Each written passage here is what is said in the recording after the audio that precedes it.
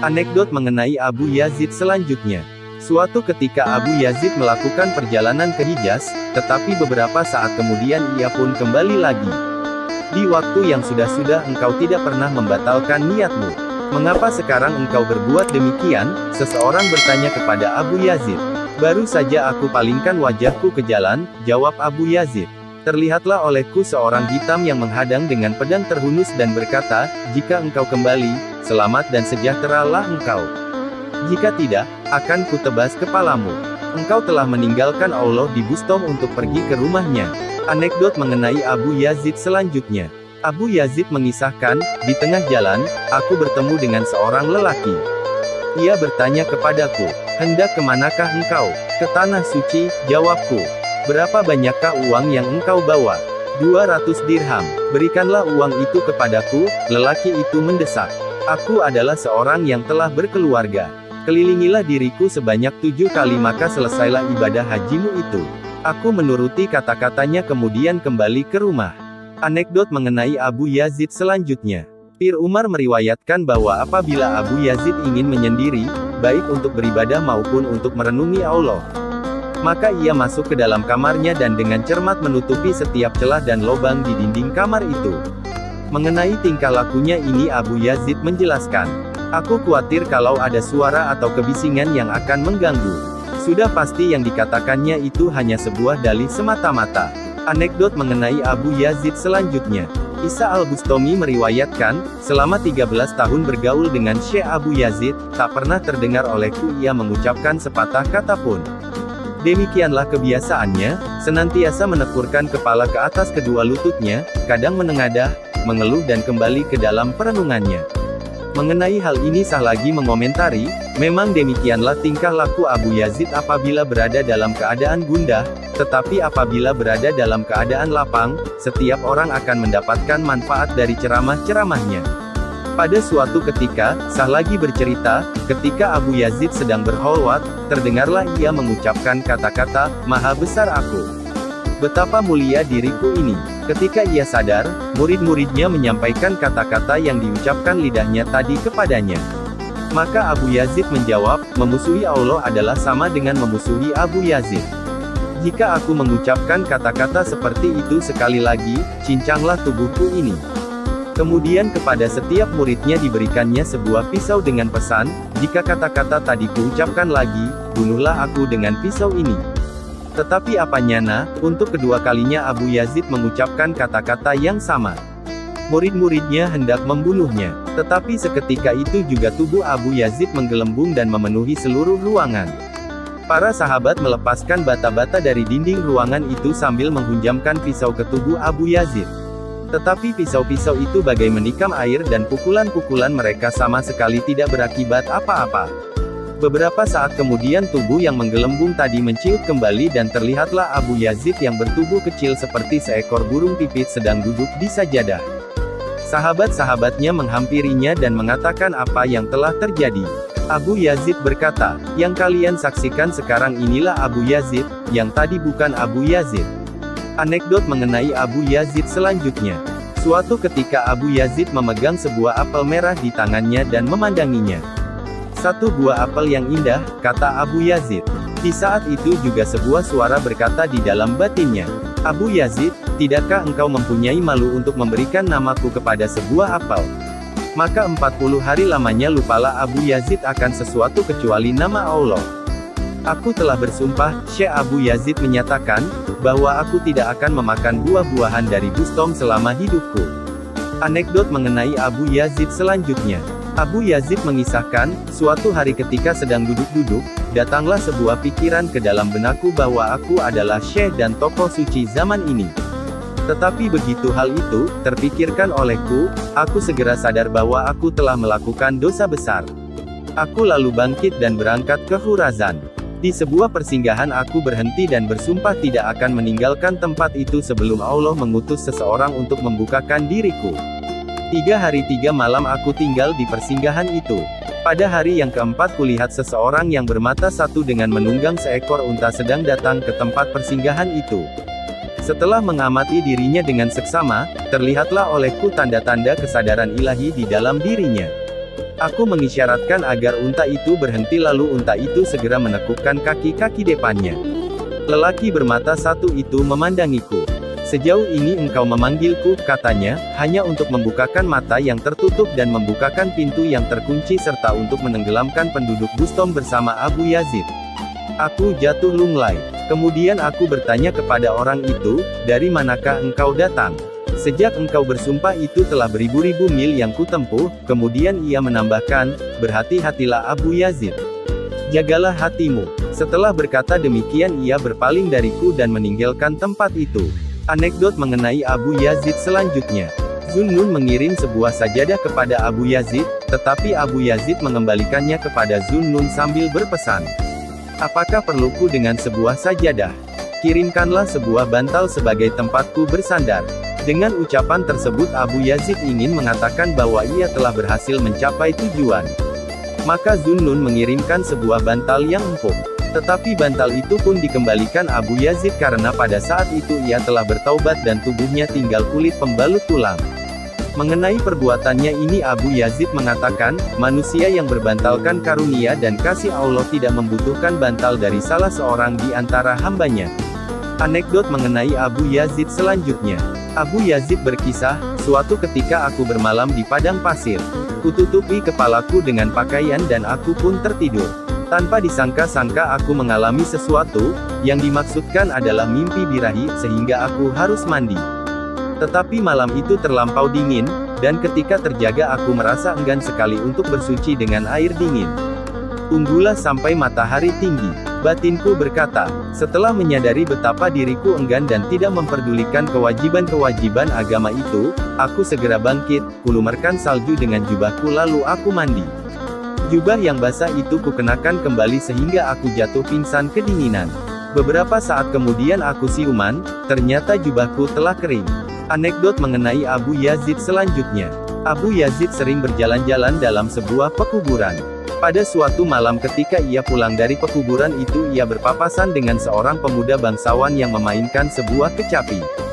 Semoga Allah melindungi kita, seru Abu Yazid. Mendengar seruan itu si pemuda menyerang Abu Yazid dan memukulkan kecapi itu ke kepala Abu Yazid sehingga kepalanya berdarah dan kecapi itu sendiri pecah. Ternyata si pemuda dalam keadaan mabuk dan tidak menyadari siapakah yang diserangnya itu. Abu Yazid terus pulang dan ketika hari telah siang, dipanggilnyalah salah seorang di antara murid-muridnya. Berapakah harga sebuah kecapi? Tanya Abu Yazid kepadanya. Si murid memberitahu harganya. Dengan secari kain dibungkusnya uang seharga kecapi ditambah dengan makanan yang manis-manis, lalu dikirimkannya kepada si pemuda. Sampaikan kepada pemuda itu bahwa Abu Yazid meminta maaf kepadanya. Katakan kepadanya bahwa tadi malam ia menyerang Abu Yazid dengan kecapinya sehingga kecapi itu pecah. Sebagai gantinya terimalah uang ini dan belilah kecapi yang baru. Sedang makanan-makanan yang manis ini adalah untuk menawarkan kedukaan hatimu karena kecapi milikmu itu telah pecah. Ketika si pemuda bangsawan itu menyadari perbuatan yang telah dilakukannya, ia pun mendatangi Abu Yazid untuk memohon maaf, ia bertaubat. Begitu pula banyak pemuda-pemuda lain yang menyertainya. Anekdot mengenai Abu Yazid selanjutnya. Suatu hari Abu Yazid berjalan-jalan dengan beberapa orang muridnya.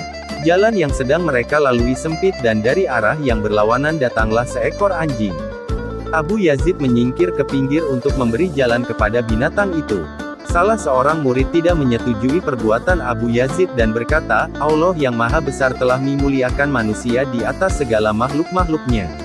Abu Yazid adalah raja di antara kaum mistik, tetapi dengan ketinggian martabatnya itu beserta murid-muridnya yang taat masih memberi jalan kepada seekor anjing.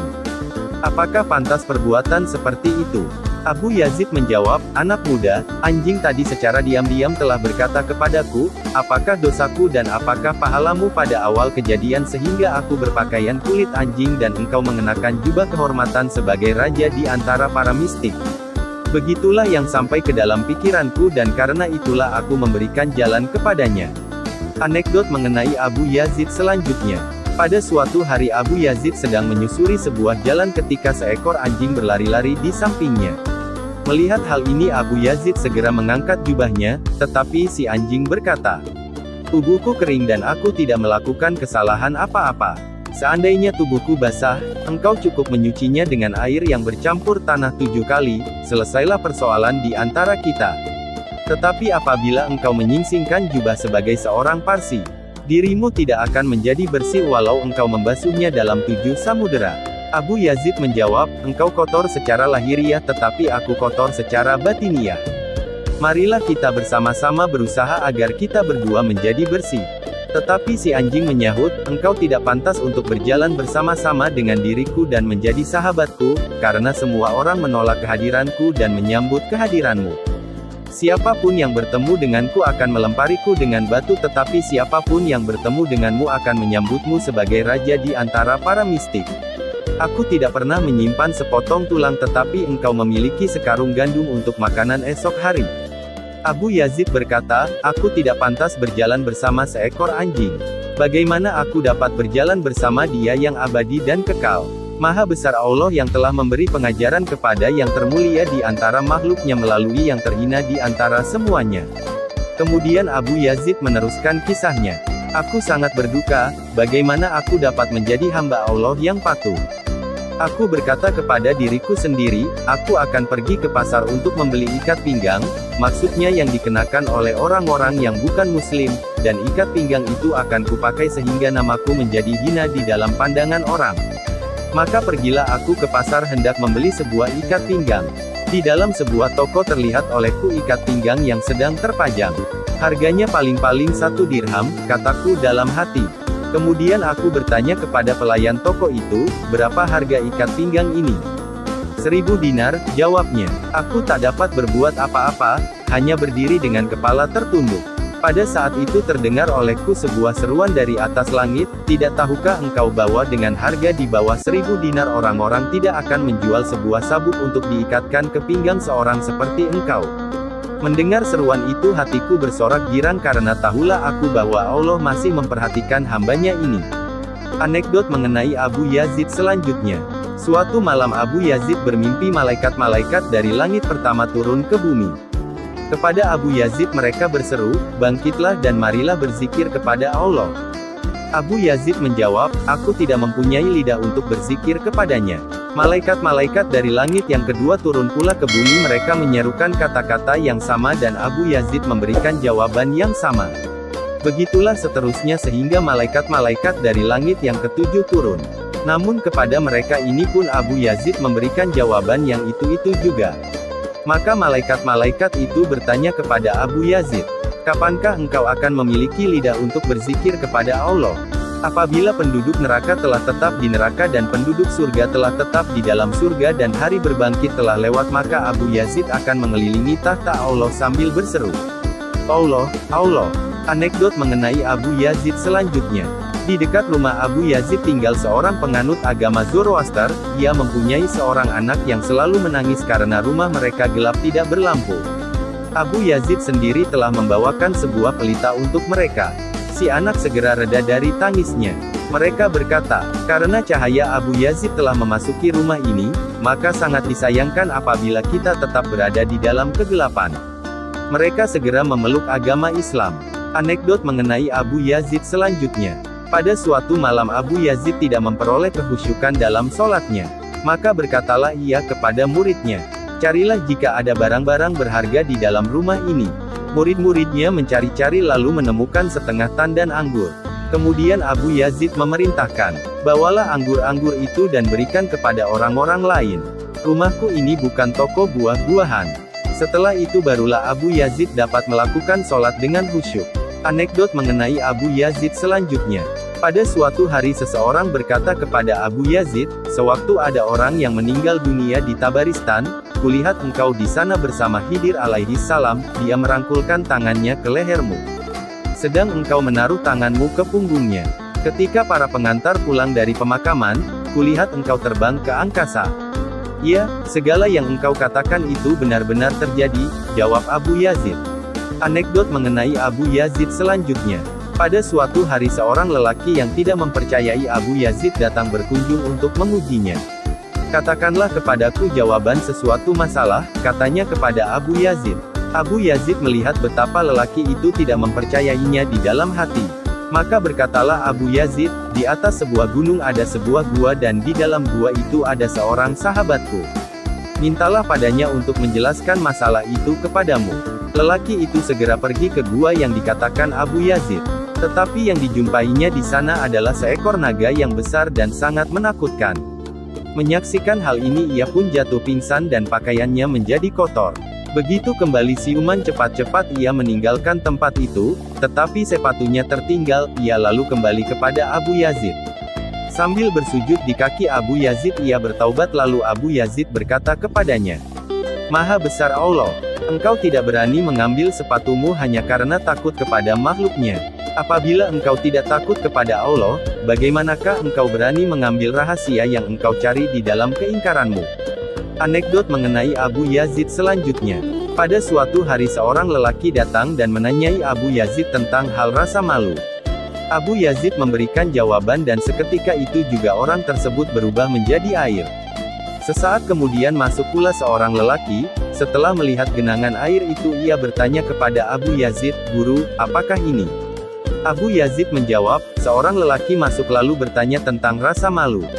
Aku memberikan jawaban. Mendengar penjelasanku itu ia tidak dapat menahan dirinya dan karena sangat malu tubuhnya berubah menjadi air. Anekdot mengenai Abu Yazid selanjutnya. Syekh Hatim Tuli atau Al-Asyom berkata kepada murid-muridnya, "Barang siapa di antara kamu yang tidak memohon ampunan bagi penduduk neraka di hari berbangkit nanti, ia bukan muridku." Perkataan Hatim ini disampaikan orang kepada Abu Yazid.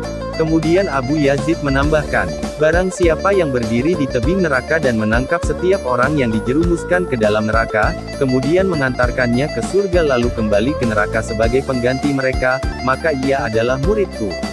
Anekdot mengenai Abu Yazid selanjutnya. Suatu ketika pasukan kaum muslimin berperang melawan Bizantium. Mereka hampir dapat dikalahkan musuh. Tiba-tiba mereka mendengar sebuah seruan, "Abu Yazid, tolonglah." Seketika itu juga api menyembur dari arah Khurasan sehingga pasukan orang-orang kafir mati ketakutan dan pasukan kaum muslimin dapat memenangkan pertempuran. Anekdot mengenai Abu Yazid selanjutnya. Abu Yazid ditanya orang, "Bagaimanakah engkau mencapai tingkat kesolehan yang seperti ini?" "Pada suatu malam ketika aku masih kecil," jawab Abu Yazid, "aku keluar dari kota Bustom, bulan bersinar terang dan bumi tertidur tenang. Tiba-tiba kulihat suatu kehadiran. Di sisinya ada 18.000 dunia yang tampaknya sebagai sebuah debu belaka. Hatiku bergetar kencang lalu hanyut dilanda gelombang ekstase yang dahsyat. Aku berseru, 'Ya Allah, sebuah istana yang sedemikian besarnya tapi sedemikian kosong. Hasil karya yang sedemikian agung tapi begitu sepi.' Lalu terdengarlah olehku sebuah jawaban dari langit, 'Istana ini kosong bukan karena tak seorang pun memasukinya tetapi karena kami tidak memperkenankan setiap orang untuk memasukinya. Tak seorang manusia yang tak mencuci muka pun yang pantas menghuni istana ini.' Maka aku lalu bertekad untuk mendoakan semua manusia. Kemudian terpikirlah olehku bahwa yang berhak untuk menjadi penengah manusia adalah Muhammad Shallallahu Alaihi Wasallam. Oleh karena itu aku hanya memperhatikan tingkah lakuku. Kemudian terdengarlah suara yang menyeruku, 'Karena engkau berjaga-jaga untuk selalu bertingkah laku baik, maka aku muliakan namamu sampai hari berbangkit nanti dan umat manusia akan menyebutmu raja para mistik.'" Anekdot mengenai Abu Yazid selanjutnya.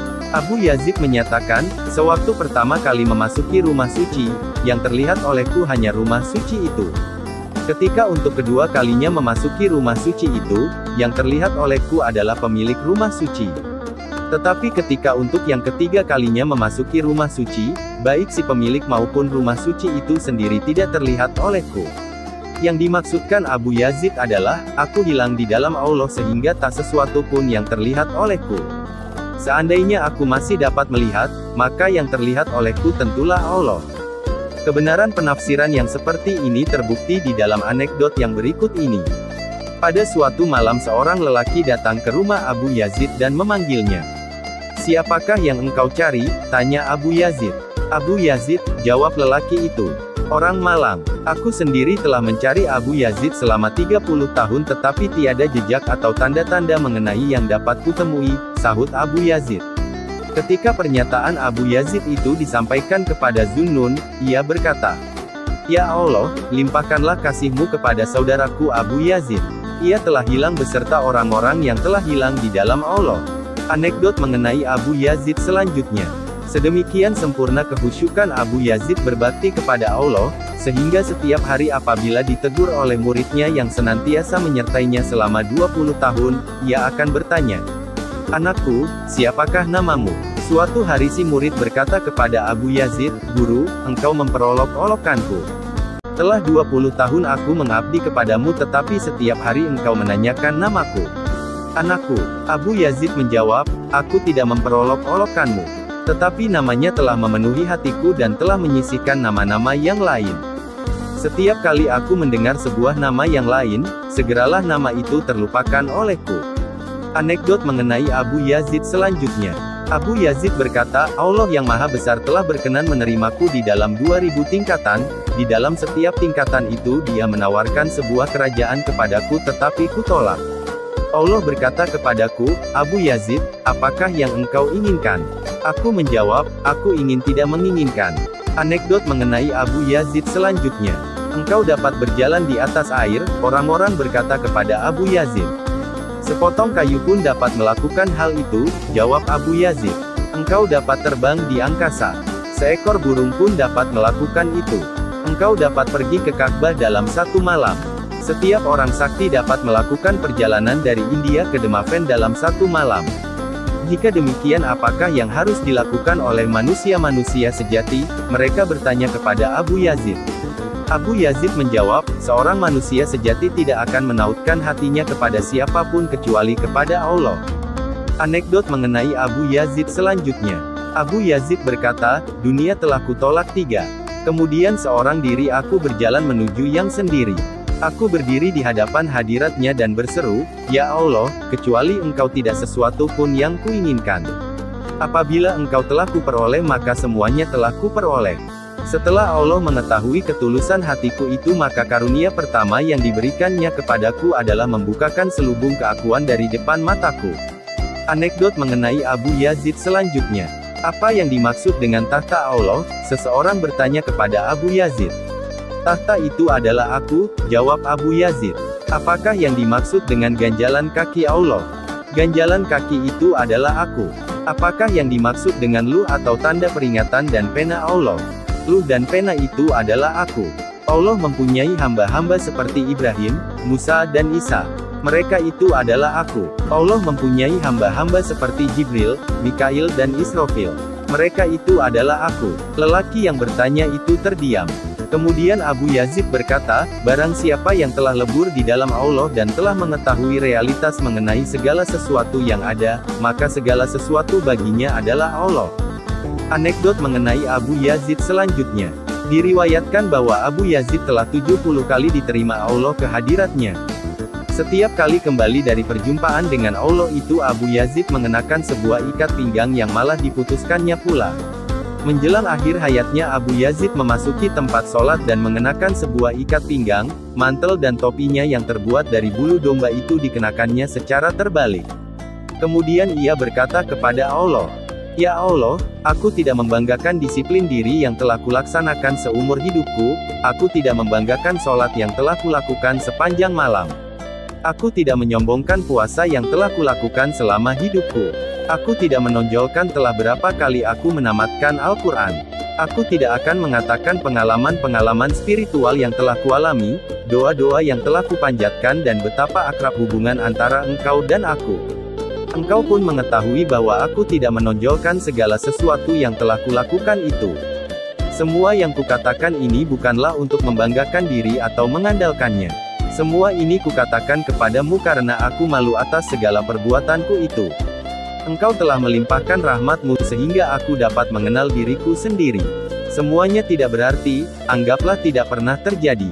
Aku adalah seorang torkoman yang berusaha 70 tahun dengan rambut yang telah memutih di dalam kejahilan. Dari padang pasir aku datang sambil berseru-seru, 'Tangrik! Tangrik!' Baru sekarang inilah aku dapat memutus ikat pinggang ini.